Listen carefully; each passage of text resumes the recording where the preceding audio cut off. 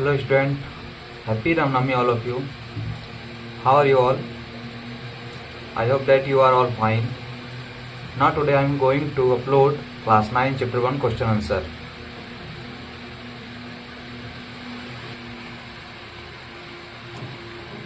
So first write शब्दार्थ.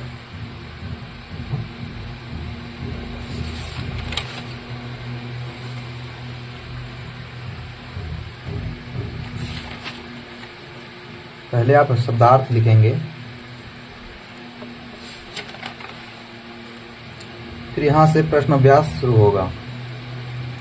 तो पहला प्रश्न है, कांजी हाउस में कैद पशुओं की हाजिरी क्यों ली जाती होगी? तो इसका उत्तर है, कांजी हाउस एक प्रकार से पशुओं की जेल थी. उसमें ऐसे आवारा पशु कैद होते थे जो दूसरों के खेत में घुसकर फसलें खा जाते थे, नष्ट करते. अतः कांजी हाउस के मालिक का यह दायित्व होता था, वह उन्हें जेल में सुरक्षित रखे तथा भागने न दे, तथा यह भी ध्यान रखना होता था कि कोई पशु इधर उधर न हो गया तथा पशुओं की संख्या का पता चल सके.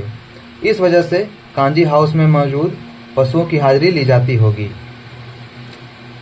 यह है दूसरा क्वेश्चन, छोटी बच्ची को बैलों के प्रति प्रेम क्यों उमड़ आया? तो आंसर है, छोटी बच्ची को बैलों के प्रति प्रेम इसलिए उमड़ आया क्योंकि जैसे छोटी बच्ची को सौतेली माँ के द्वारा सताया जाता था, ठीक उसी प्रकार बैलों को भी मारा पीटा जाता था और गलत व्यवहार किया जाता था. यह सब देखकर छोटी बच्ची को बैलों के प्रति दया आ गई. इस वजह से छोटी बच्ची को बैलों के प्रति प्रेम उमड़ आया. तीसरा प्रश्न है, कहानी में बैलों के माध्यम से कौन कौन सी नीति विषयक मूल्य उभर कर आए हैं? उत्तर है, विपत्ति के समय हमेशा मित्र की सहायता करनी चाहिए, महिलाओं पर हमला न करना, अपने मालिक का हमेशा वफादार रहना चाहिए, कभी हार नहीं मानना चाहिए और आज़ादी के लिए हमेशा प्रयास करना चाहिए. ये क्वेश्चन पॉइंट वाइज आंसर लिखा है. चौथा क्वेश्चन है, प्रस्तुत कहानी में प्रेमचंद्र ने गधे की किन स्वभावगत विशेषताओं के आधार पर उसके प्रति रूढ़ अर्थ मूर्ख का प्रयोग न कर किस नए अर्थ की ओर संकेत किया है? तो आंसर है इसका, इस कहानी में लेखक ने गधे की सरलता और सहनशीलता की ओर हमारा ध्यान खींचा है. गधे के स्वभाव के कारण मूर्खता का पर्याय समझा जाता है. आमतौर पर हम लोग गधे के लिए मूर्ख शब्द का प्रयोग करते हैं, अर्थात गधा ही एक ऐसा प्राणी है जो सब अत्याचार चुपचाप सहन कर लेता है. कहानी में भी उन्होंने सीधेपन की दुर्दशा दिखाई है, मूर्खता की नहीं. हमारा 5वां क्वेश्चन है, किन घटनाओं से पता चलता है कि हीरा और मोती में गहरी दोस्ती थी? तो जवाब है इसका, हीरा और मोती के निम्नलिखित घटनाओं से पता चलता है. पहला पॉइंट में है आंसर, जब भी भोजन करते दोनों साथ में करते, अगर दोनों में से कोई एक नहीं खाता तो दूसरा भी नहीं खाता. दूसरा पॉइंट है इसका, अधिकतर काम दोनों आपस में सलाह लेने के बाद करते. तीसरा पॉइंट है, दोनों एक दूसरे के तकलीफ को नहीं देख सकते थे. चौथा पॉइंट है, दोनों एक दूसरे को चाट कर और सूंघ कर अपना प्रेम प्रकट करते थे. पांचवा पॉइंट है, दोनों को एक दूसरे के दुख दर्द भाव और विचारों की समझ थी. छठा पॉइंट है, मटर खाते समय मोती के पकड़े जाने पर हीरा भी वापस आ गया. दोनों ही कांजी हाउस में बंदी बनाए गए. कांजी हाउस का दीवार टूट जाने पर वे एक साथ ही भागते और दड़ियल का मुकाबला भी करते हैं. पहला पाठ का छठा क्वेश्चन यह है, लेकिन औरत जात पर सींग चलाना मना है, यह भूल जाते हो. हीरा के इस कथन के माध्यम से स्त्री के प्रति प्रेमचंद्र के दृष्टिकोण को स्पष्ट कीजिए. इसका आंसर है, हीरा के इस कथन से यह ज्ञात होता है कि उस समय समाज में स्त्रियों की स्थिति अच्छी नहीं थी, वे पुरुषों द्वारा शोषित थी. इसलिए समाज में ये नियम बनाए जाते थे कि उन्हें पुरुष समाज शारीरिक दंड न दे. हीरा और मोती भले ही इंसान के प्रतीक हैं, इसलिए उनके कथन सभ्य समाज पर लागू होते हैं. असभ्य समाज में स्त्रियों की प्रताड़ना होती रहती है। लेखक नारियों के सम्मान के पक्ष में थे। वे स्त्री तथा पुरुष के सम्मान के पक्षधर थे। 7वां प्रश्न है, किसान जीवन वाले समाज में पशु और मनुष्य के आपसी संबंधों को किस तरह कहानी में व्यक्त किया गया है?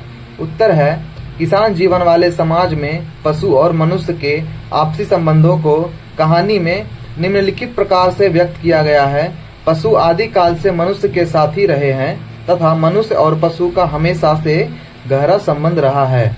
आदि काल से मनुष्य अपने काम के लिए अर्थात अपने काम को आसान और सुलभ बनाने के लिए पशु की सहायता लेते आ रहे हैं। इसी प्रकार कहानी में भी मनुष्य और पशु संबंध के बारे में चर्चा की गई है। कहानी के अनुसार झूरी अपने दोनों बैलों को बहुत प्यार करता था। तब दोनों बैल भी झूरी का सारा काम मन से किया करते थे। अतः हमें इस बातों से मनुष्य और पशु के संबंधों के बारे में पता चलता है। 8वां प्रश्न है, इतना तो हो ही गया कि 9-10 प्राणियों की जान बच गई, वे सब तो आशीर्वाद देंगे। मोती के इस कथन के आलोक में उसकी विशेषताएं बताइए। इसका उत्तर है, मोती के इस कथन में आलोक में उसकी विशेषताएं निम्नलिखित प्रकार से है। मोती के इस कथन के आलोक में उसकी विशेषताएं निम्नलिखित प्रकार से है। मोती का स्वभाव उग्र होते हुए भी दयालु था। मोती सच्चा मित्र है जो मुसीबत के समय अपने दोस्त का साथ नहीं छोड़ता था। मोती से अन्याय सहा नहीं जाता, इसलिए कांजी हाउस का दीवार तोड़कर विरोध प्रकट किया। कुछ शब्दार्थ यहाँ लिखे हैं। उसके बाद कहानी से उठाए गए कुछ प्रश्न और उसके उत्तर यहाँ हैं। कांजी हाउस से कौन नहीं भागा था? तो इसका जवाब में गधे होंगे। हीरा मोती कितने दिनों तक कांजी हाउस में बंधे पड़े रहे? तो हीरा मोती 1 सप्ताह तक कांजी हाउस में बंधे पड़े रहे। कांजी हाउस से हीरा मोती को किसने खरीदा? तो कांजी हाउस से हीरा मोती को दड़ियल ने खरीदा। जाकर थाने में रपट कर दूंगा, यह कथन किसका है? तो यह कथन दड़ियल का है। पशु बांधने की रस्सी को कहते हैं पगहिया। लावारिस पशुओं को बंद करने का स्थान क्या कहलाता है? लावारिस पशुओं को बंद करने का स्थान कांजी हाउस कहलाता है।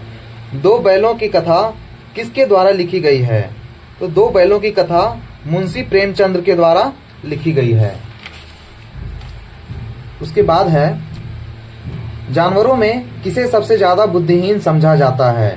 तो जानवरों में सबसे ज्यादा बुद्धिहीन हम गधे को समझते हैं। ब्याई हुई गाय किसका रूप धारण कर लेती है?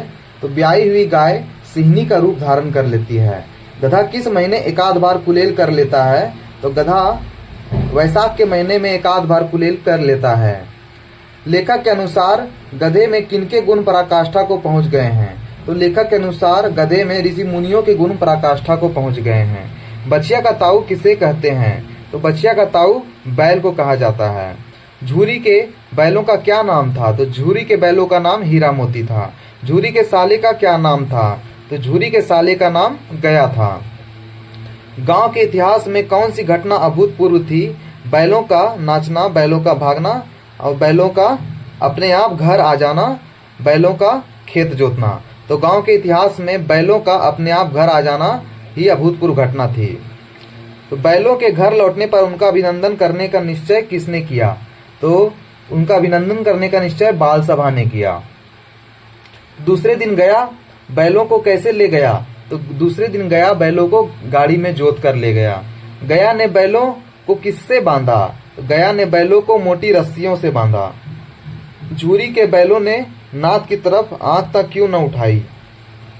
तो झूरी के बैलों ने नाद की तरफ आंख इसलिए नहीं उठाई क्योंकि वह अपमानित महसूस कर रहे थे, इसलिए इसका आंसर अपमान के कारण होगा।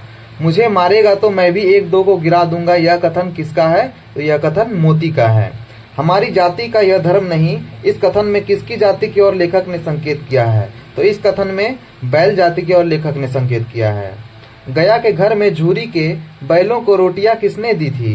तो गया के घर में झूरी के बैलों को रोटियां छोटी लड़की ने दी थी।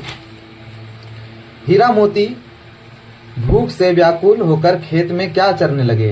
तो हीरा मोती भूख से व्याकुल होकर खेत में मटर चरने लगे। सांड क्या करता चला आ रहा था? तो सांड डौंकता चला आ रहा था। हीरा मोती को कहाँ बंद कर दिया गया? तो हीरा मोती को कांजी हाउस में बंद कर दिया गया।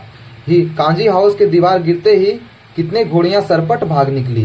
तो 3 घोड़ियां सरपट भाग निकली। आज का यह पाठ कंप्लीट होता है।